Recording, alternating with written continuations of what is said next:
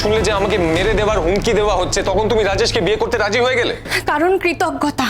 কিসের কৃতজ্ঞতা? আপনি আমাকে অনেক সাহায্য করেছেন, অনেকবার বাঁচিয়েছেন, তাই আমি আপনাকে কোনো বিপদের মধ্যে ফেলে যেতে পারি না স্যারজি। রোশনাই, তোমার সঙ্গে কি আমার শুধু কৃতজ্ঞতার সম্পর্ক? আর কিসের সম্পর্ক স্যারজি? আপনি আর কি এক্সপেক্ট করেন আমার কাছ থেকে? এই যে আপনি নিজে থেকে গিয়ে গরিমা দিদিকে পাঠিয়ে দিলেন, এটা কিন্তু আপনি ঠিক করলেন না।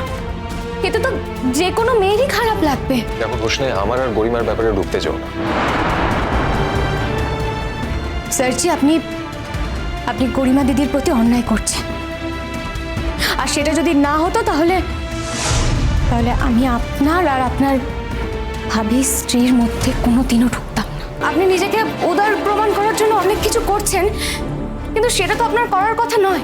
আমি তোমার জন্য যা যা করেছি সেটা কর্তব্যবোধ থেকে করিনি। কর্তব্যের মানে আপনি বোঝেন?